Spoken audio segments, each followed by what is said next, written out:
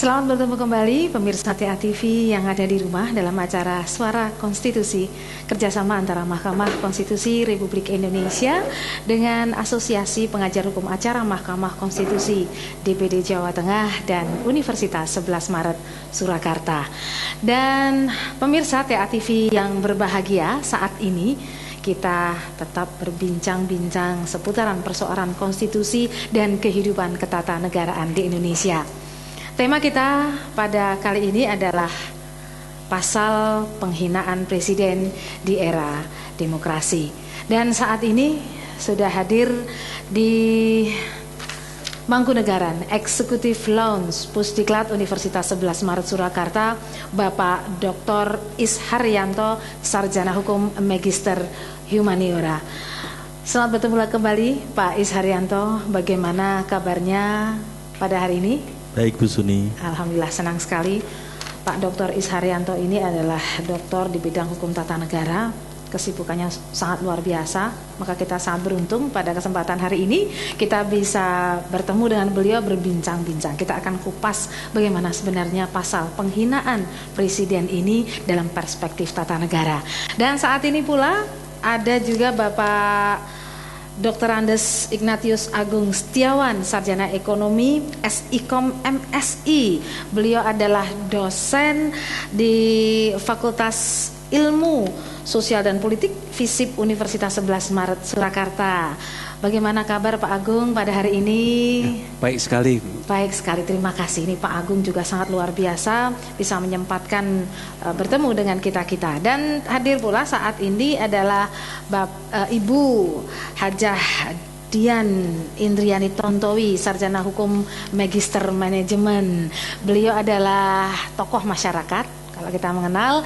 Kemudian beliau juga Ketua Majelis Hukum dan HAM Pimpinan Daerah Aisyah Kota Surakarta. Assalamualaikum Bu Hajah Dian. Waalaikumsalam warahmatullahi wabarakatuh. Maaf nih agak serak-serak basah. Gak apa-apa. Biasanya kalau serak-serak basah itu paling laris untuk jadi penyanyi gitu ya.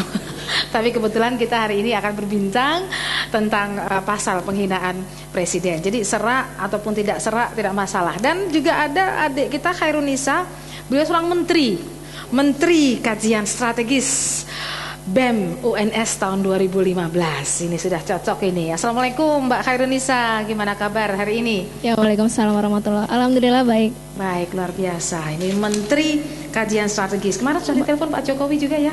Oh iya, untuk, udah. Para reshuffle kabinet gitu ya? Iya.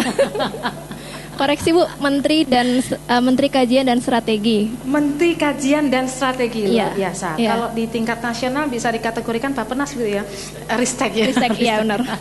Baik, Mbak Khairunisa, luar biasa. Dan saat ini hadir pula di sini rekan-rekan pendukung dari BEM, kemudian teman-teman peer group Pusdem Tanas LPP UNS, ada Pak Kepalanya di situ, kemudian ada juga para pengurus, juga ada teman-teman dari masyarakat yang bergabung di sini. Baik pemirsa, kita bicara mengenai pasal penghinaan presiden yang saat ini tengah ramai kita bicarakan karena dilakukan uji materi di Mahkamah Konstitusi dan kemudian dikabulkan permohonan uji materi terhadap pasal penghinaan presiden, yaitu pasal 137.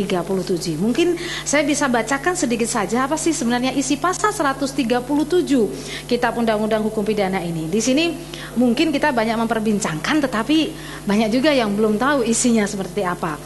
Jadi pasal 137 dijelaskan, barang siapa menyiarkan, mempertunjukkan atau menempelkan di muka umum tulisan atau lukisan yang berisi penghinaan terhadap presiden atau wakil presiden dengan maksud supaya isi penghinaan diketahui atau lebih diketahui oleh umum, diancam dengan pidana penjara paling lama 1 tahun 4 bulan atau pidana denda paling banyak Rp4.500. Itu di ayat 1-nya. Di ayat 2-nya dijelaskan, jika yang bersalah melakukan kejahatan pada waktu menjalankan pencariannya dan pada saat itu belum lewat 2 tahun sejak adanya pemidanaan yang menjadi tetap karena kejahatan semacam itu juga, maka terhadapnya dapat dilarang menjalankan pencaharian tersebut. Ini satu pasal yang sudah dicabut oleh Mahkamah Konstitusi. Seperti kita ketahui bersama, sebelumnya banyak orang yang telah didakwa dan dipidana karena telah melanggar pasal penghinaan terhadap presiden dan wakil presiden yang diatur dalam Kitab Undang-Undang Hukum Pidana. Kita akan bicara banyak terkait dengan itu dan sebenarnya ada beberapa pertimbangan dari Mahkamah Konstitusi sehingga mencabut pasal tersebut. Namun sebelum kita berbicara lebih lanjut, saya ingin ke Pak Is Haryanto dulu karena urusan seperti ini paling dekat dengan urusan ketatanegaraan. Sebenarnya bagaimana sih isu pencantuman pasal penghinaan presiden dan wakil presiden ini dalam rancangan Kitab Undang-Undang Hukum Pidana dari perspektif tata negara? Karena saat ini kita kan lagi nyusun Kitab Undang-Undang Hukum Pidana. Nah, bagaimana sebenarnya isu itu? Monggo silahkan Pak Is Haryanto.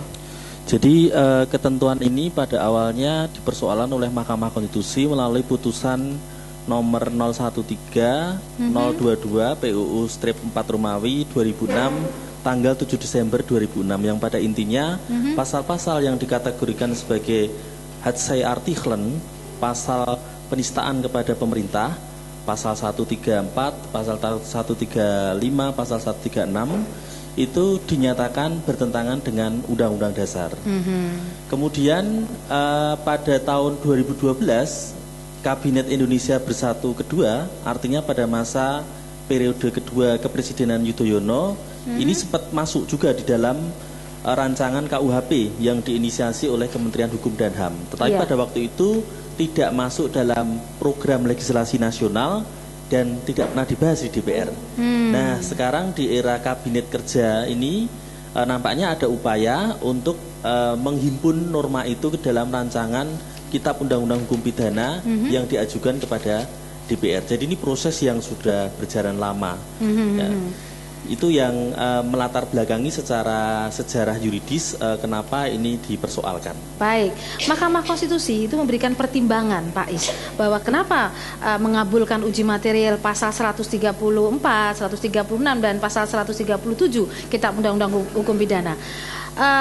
Yang menjadi dasar dari Mahkamah Konstitusi ini menghambat proses ketatanegaraan. Bisa dijelaskan lebih sederhana kira-kira apa sih yang menjadi alasan Mahkamah Konstitusi mengatakan bahwa pasal-pasal itu menghambat ketatanegaraan? Ataukah Pak Is punya pendapat yang lain? Monggo silakan. Jadi itu tidak bisa dilepaskan dari ketentuan Undang-Undang Dasar bahwa kedaulatan adalah di tangan rakyat dan dilaksanakan menurut Undang-Undang Dasar. Senyampang dengan itu maka kita menganut presiden dipilih secara langsung sejak 2004. Ya. Secara teori, presiden itu adalah pengelola sumber daya ekonomi politik yang wajib memiliki akuntabilitas kepada publik. Walaupun mekanismenya tidak diatur bagaimana akuntabilitas itu. Sehingga sebagai pejabat publik, maka dia harus selalu siap untuk dituntut kinerja-kinerjanya karena dia menang itu karena visi misi yang diusungnya bisa meyakinkan rakyat sebagai pemilih. Nah, persoalannya di sini adalah satu, tidak ada mekanisme kontrol politik secara tegas bagaimana kinerja itu dapat dinilai, dan yang kedua kita memasuki alam reformasi sejak tahun 98 yang menjunjung tinggi kebebasan berekspresi dalam bingkai demokrasi. Sehingga kalau kemudian pasal-pasal itu setelah kemerdekaan, ini kan pasal ini kepeninggalan KUHP versi Belanda ya yang diberlakukan sejak tahun 1918. Itu sudah ada 46 kasus yang terkait dengan pasal itu dan 39 kasus diantaranya didakwa pada masa kepresidenan Megawati oleh Jaksa Agung. Nah, sehingga dikhawatirkan akan mendorong situasi politik kembali kepada rezim otoritarian versi Orde Baru. Sehingga MK mengatakan itu bertentangan dengan prinsip ketatanegaraan demokrasi dan menyatakan tidak berlaku mengikat.